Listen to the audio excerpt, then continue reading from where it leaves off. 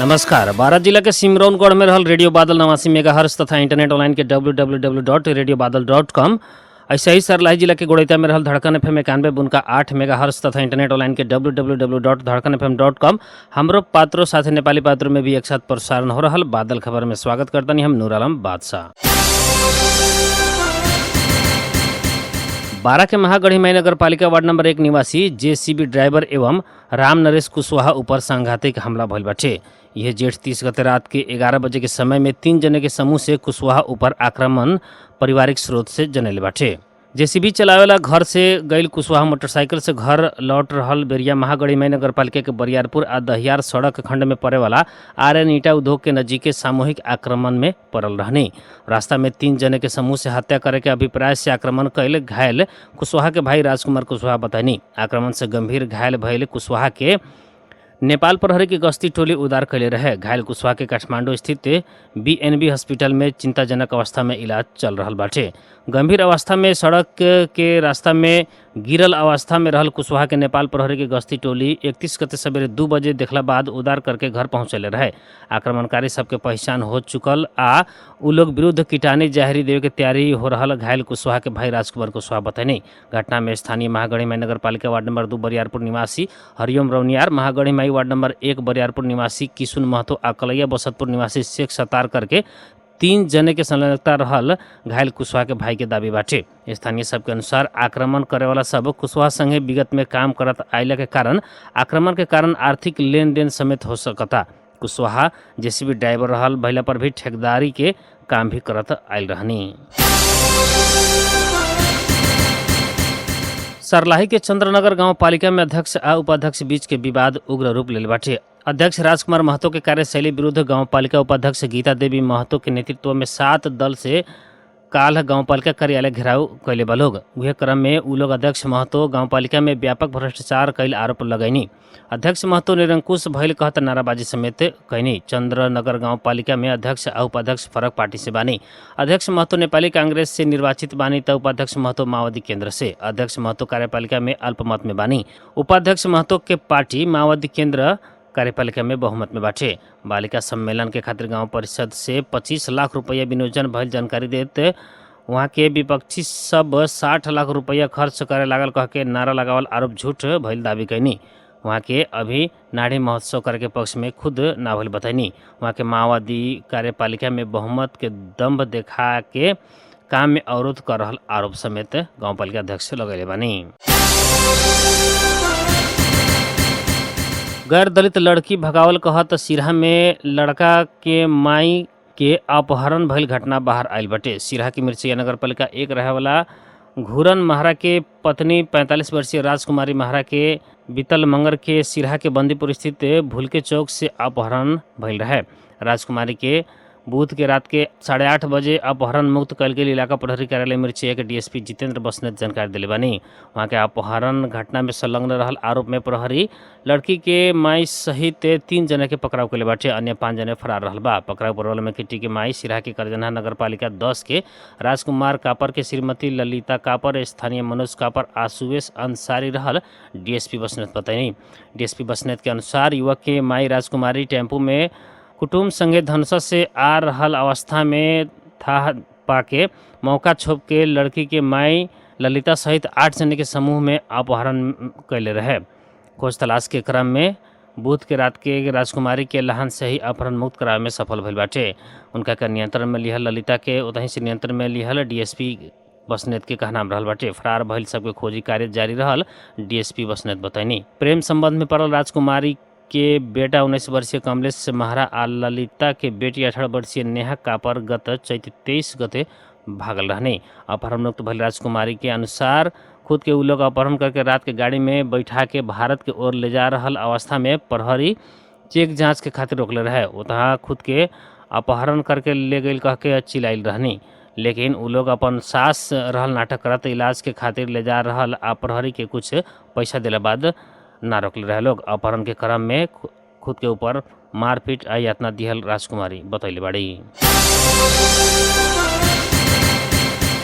नेकपा UML Madhya Pradesh in charge Yogesh Bhattarai Madhesh के मुख्यमंत्री सरोज कुमार यादव के शंका के सुविधा देखे विश्वास के मत दिहल बतैली बानी। वहाँ के शंका के सुविधा के ही आधार में एमाले प्रदेश सरकार के विश्वास के मत दिहल बतैनी। एमाले मध्य प्रदेश के इंचार्ज के जिम्मेवारी दिला बाद पहिलका बेरी जनकपुर पहुंचल भट्टराई आज पत्रकार सम्मेलन के आयोजना करत मध्य सरकार सार्वजनिक कैल आर्थिक सर्वेक्षण अनुसार ई प्रदेश से मानवीय सूचकांक में सबसे पछाड़ी पड़ला से यहाँ विकास के आवश्यकता रहल बतैनी। मध्य प्रदेश आर्थिक सामाजिक रूप में पछाड़ी पड़ल प्रदेश रहला से यहाँ विकास में अवरोध ना बने के चाहिए कि सोच के मुख्यमंत्री के विश्वास के मत दियल वहाँ के बतैनी। एमाले सचिव समेत रहल भट्टराई मुख्यमंत्री के विश्वास के मत देवे में कोनो राजनीतिक लेन देन ना भइल जिक्र कैनी। ऐसा ही नागरिकता समस्या समाधान करे खातिर फेरू नया विधेयक ही लियावे के भट्टराई स्पष्ट कैनी। जन्मसिद्ध के नागरिक के वंशज के नागरिकता मिले के एमाले के स्पष्ट धारणा रहल का तो वहाँ के वर्तमान सरकार प्रमाणीकरण करावल विधेयक में खुद सब कुछ विषय में आपत्ति रहल बतैनी।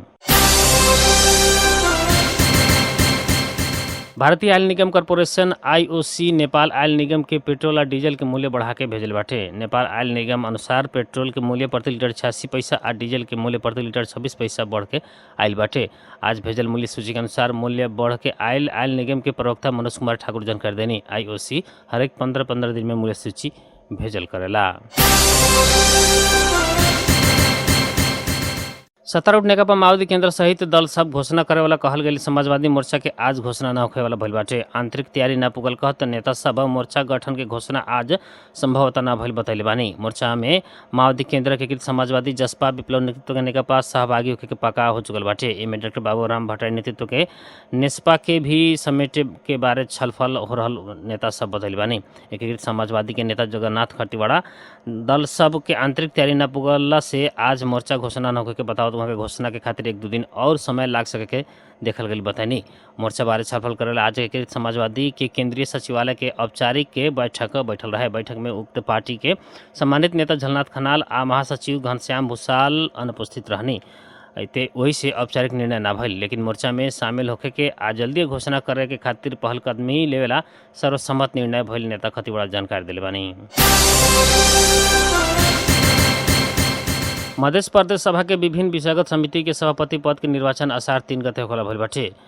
काल बैठल प्रदेश सभा बैठक में सभामुख रामचंद्र मंडल संसदीय समिति के निर्वाचन 3 गते एतवार के करे लागल निर्देशन दिले बानी।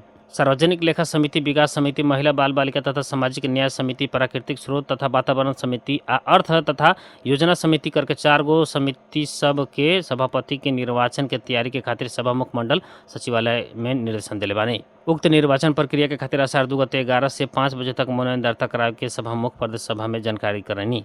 निर्वाचन के कार्यतालिका आज प्रकाशन करेला समेत सभामुख सचिवालय के निर्देशन दिले बानी। स्वास्थ्य तथा जनसंख्या मंत्रालय भ्रूण के लिंग पहचान संबंधी कोनो भी कार्य न करेला स्वास्थ्य संस्था के निर्देशन दिले बाटे। मंत्रालय के उप सचिव एकदेव खनाल सरकारी, निजी तथा सामुदायिक स्वास्थ्य संस्था के पत्राचार करत भ्रूण के लिंग पहचान संबंधी कोनो भी कार्य न करावेला निर्देशन दिले बानी। मंत्रालय कोनो के गर्भ में रहल भ्रूण के लिंग पहचान करके कोनो कार्य करेला आ न करावेला आ ऐसन कार्य करेला में 3 महीने से लेके 1 वर्ष तक कैद सजा होखे के चेतावनी दिहल गई बाटे। मंत्रालय से राष्ट्रीय जनगणना 2078 के नतीजा में लैंगिक अनुपात में असमानता देखला से आ विभेदपूर्ण लिंग छनौट के अंत के खातिर राष्ट्रीय जनरणनीति में विभेदपूर्ण लिंग छनौट आ अंत करेला कार्यनीति लिंग पहचान करे के ना मिली कहल गई बाटे। मुलुकी संहिता 2075 के दफा 188 के उपदफा 7 आ 8 में एवं सुरक्षित मातृत्व तथा प्रजनन स्वास्थ्य अधिकार एन 2075 के दफा 17 में गर्भ के लिंग पहचान करे के कार्य के कानून दंडनीय अपराध मानला से स्वास्थ्य संस्था के भ्रूण के लिंग पहचान न करे के कहल गई बाटे। बचतकर्ता के करोड़ों रकम लेके वीरगंज के आदर्श नगर स्थित सानो पहला बचत तथा ऋण सहकारी संस्था फरार भइल आरोप लागल बाटे। काठमांडू के कालीमाटी में प्रमुख कार्यालय भइल सानो पहला बचत तथा ऋण सहकारी संस्था के वीरगंज स्थित शाखा बचतकर्ता से 1 अरब से ज्यादा के रकम लेके फरार भइल आरोप लागल बाटे। वीरगंज शाखा के प्रमुख कार्यकारी अधिकृत तस्वीरन खातून संपर्क विहीन बाड़ी। 1 महीना से सहकारी के कार्यालय पुगला पर भी पैसा फिरता न मिलला बाद काल बचतकर्ता सब धरना देले रहे। सिंधुली के कमलामाई नगर पालिका 6 धुराबजार में घेट में लीची के दाना अटक के एक बालक के मृत्यु भइल बाटे। बीतल रात 3 वर्षीय क्रियान तमांग के घेट में लीची के दाना अटक के मृत्यु भइल बाटे। लीची के दाना अटकला बाद रात के ही उनका के उपचार के खातिर सिंधुली अस्पताल पहुंचाल गल है। जिला प्रहरी कार्यालय के प्रहरी नायब परीक्षक चिरंजीवी धाल बालक के लीची के दाना अटक के मृत्यु भइल अस्पताल से जानकारी प्राप्त भइल बताइनी। ग्रीस में प्रवासी सवार डुंगा दुर्घटना भइला पर 78 जने के मृत्यु भइल बाटे। डेंगी में सवार 750 जने मध्य पर 78 जने के लाश मिलल बाटे। अन्य व्यक्ति सब बेपता बा। उ लोग के खोजी कार्य जारी रहल स्थानीय अधिकारी सब बतैले बा।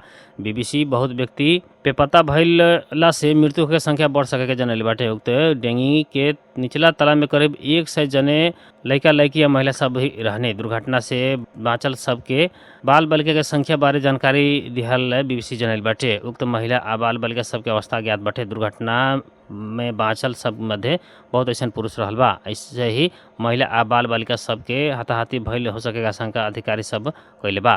क्षमता से बहुत ज़्यादा लोग भइला से डेंगी दुर्घटना भइल अनुमान बाटे। ग्रीस के सरकारी टेलीविजन ERT के अनुसार डेंगी दुर्घटना बाद कोस्ट गार्ड के 12 जने के हिरासत में लिहल गइल बाटे। ग्रीस कोस्ट गार्ड प्रवासी सब से भरल डोंगा देखल आ रोके के कोशिश न कइल आरोप रहल बाटे। सितंबर में होखे वाला कहल गइल एशिया कप 16वां संस्करण के सरल बाटे।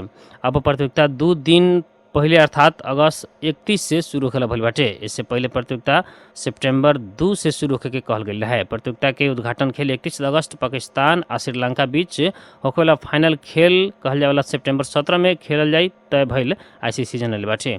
हाइब्रिड मॉडल में होखे लागल प्रतियोगिता में 4 खेल पाकिस्तान में आ बाकी खेल श्रीलंका में होखी। कुल 13 एक दिवसीय खेल होखे वाला प्रतियोगिता में भारत, पाकिस्तान, श्रीलंका, बांग्लादेश, अफगानिस्तान आ नेपाल सहभागी हो रहल बा। नेपाल, भारत आ पाकिस्तान एक समूह में बाटे त श्रीलंका, बांग्लादेश आ अफगानिस्तान दूसरका समूह में रहल बाटे।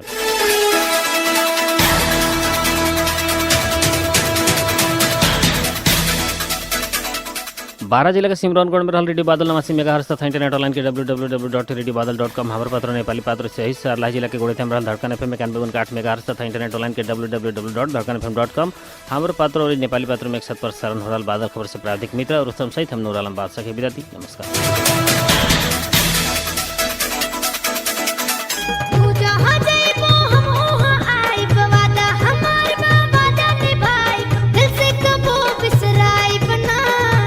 रेडियो बादल 89 मेगाहर्ट्ज